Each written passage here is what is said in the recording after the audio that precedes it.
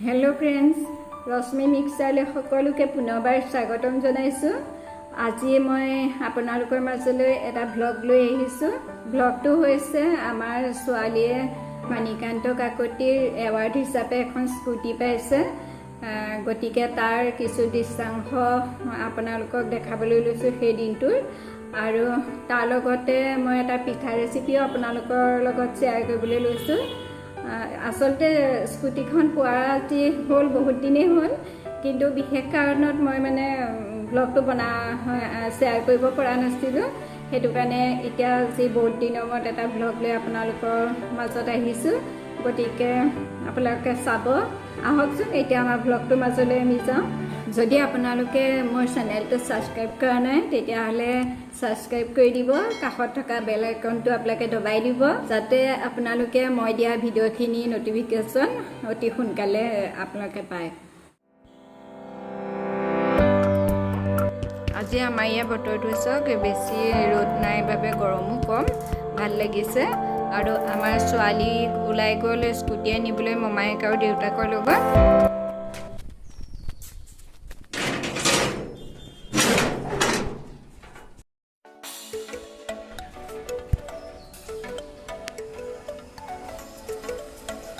ইয়াৰ দেউতাক আগতীয়াকৈ পালেহি মিঠাই চিঠাই লৈ, আৰু মমায়েকে ছোৱালীয়ে স্কুটি লৈ আহি আছে। মই স্কুটি দৌৰিবৰ কাৰণে এয়া ৰেডি হৈছোঁ।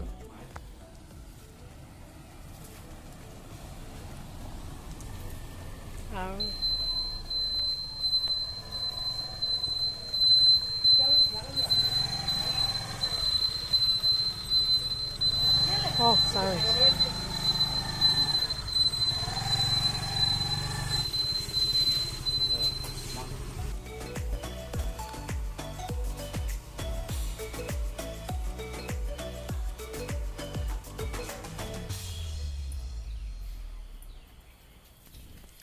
এইখন আমাৰ স্কুটি, লাল লাল স্কুটি।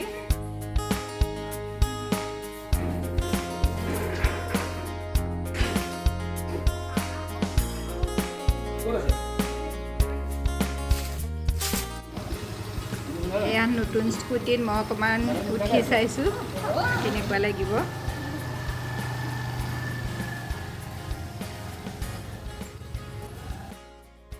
আমি পালোহি। তাৰপিছত এয়া মমায়েকৰ লগত তাই অলপ চলাই প্ৰেক্টিছ কৰিছে।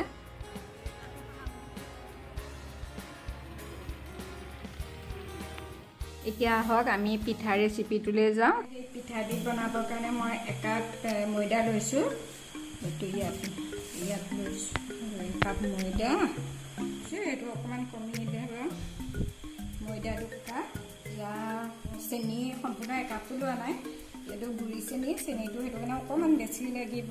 গোটা চেনিতকৈ গুড়ি চেনিটো সোৱাদটো কম হয়, সেইবাবে ইয়াত একাপ চেনি দিছোঁ। কেতিয়াবা নিমখ দিছোঁ। আৰু মই এই চেনি পিছোঁতে ইয়াত ডালচেনি আৰু ইলাচি অকণ দি দিছিলোঁ, গতিকে চেনিতে ডালচেনি ইলাচি গোন্ধটো আহিব। এতিয়া এইখিনি আমি এটা ডিম ভাঙি দিম। আৰু এয়া বাটাৰ অকণমান গলাই লৈছিলোঁ, বাটাৰ অকণো ইয়াত দি দিম। এইখিনি সানি দিম।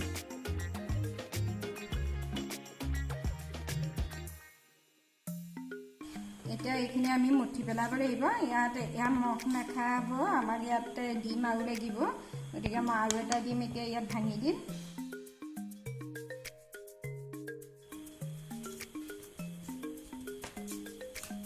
এইখিনি আমি ৰুটি বনাবলৈ আটা যিটো ধৰণৰ আমি মঠো, এইখিনি অলপ তেনেধৰণে এতিয়া মঠি ল'ব লাগিব। এইখিনি কোমল হৈ গ'ল। এতিয়া মই ইয়াত কিন্তু অকণমান আৰু চুজি দি দিম। এতিয়া ইয়াৰ চুজি আধা কাপ দিছোঁ, আৰু তাতে বেকিং অকণমান দি মিলাই পেলাই ইয়াত এতিয়া এইখিনি মিলাই দিম।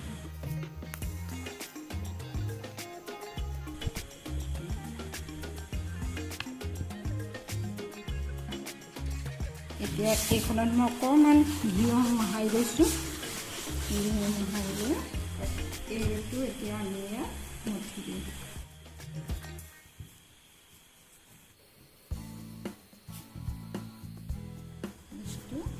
এইটো এতিয়া অলপ আমি মঠি দিলোঁ। এইটো চব তোমাৰ স্মুথ হৈ গ'ল। এতিয়া অলপ সময় এইটো ইয়াতে থৈ অকণমান দেৰি ঢাকি থৈ দিম অলপ দেৰি মেৰিনেট হ'বলৈ তাৰপিছতে এইখনে মেৰিয়াই অলপ সময় ৰাখি দিম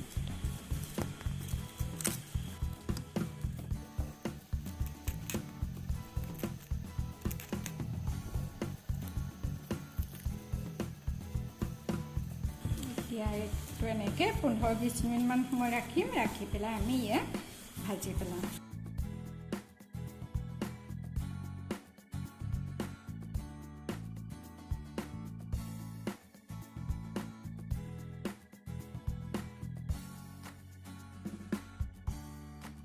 এয়া এনেকৈ মই মেৰিনেট কৰি থলোঁ তাৰপৰা এতিয়া আমি এখন খুলি পেলাম এই চব কিমান মানে ফুলি গ'ল বস্তুটো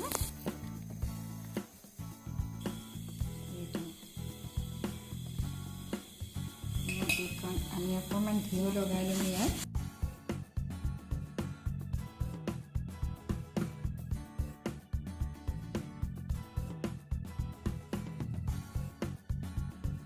আকৌ অকণমান এইটো ধুনীয়াকৈ মঠি ল'ম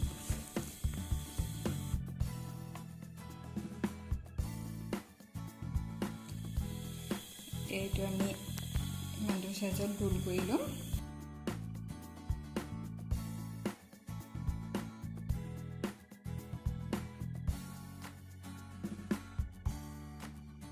ইয়াত এতিয়া মই অলপ কাজু মিহিকৈ পিচি লৈছোঁ অলপ মিহিকৈ একেবাৰে গুড়ি কৰি দিয়া নাই অলপ টুকুৰাকৈ ৰাখিছোঁ তাৰপিছত ইয়াতে অকণমান কাজু দি দিম দি এইটো আকৌ এনেকৈ বন্ধ কৰি দিম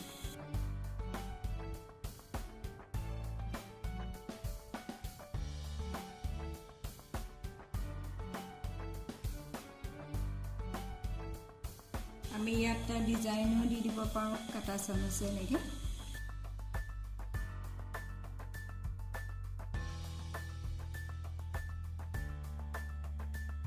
আপোনালোকে এই পিঠাটো আপোনালোকৰ ভাল লগা যিকোনো শ্বেপ দিব পাৰে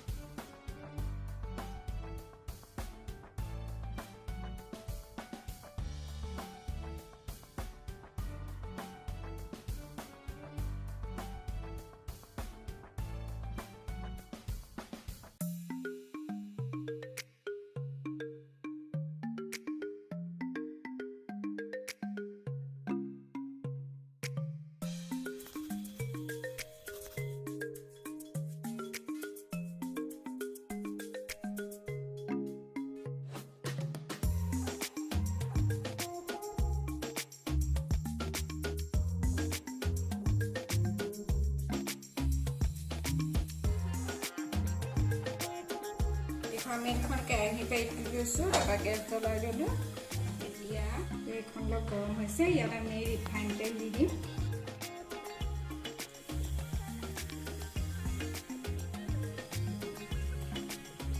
ইয়াত তেল গৰম হ'ব তাৰপৰা এতিয়া আমি এটা এটাকৈ ইয়াত দি দিম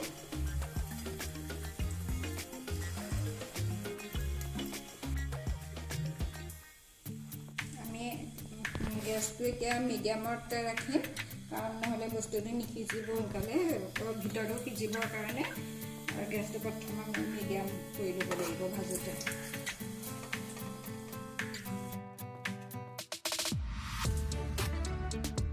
গোল্ডেন কালাৰ হৈ গৈছে আৰু ফুলিছেও ধুনীয়াকৈ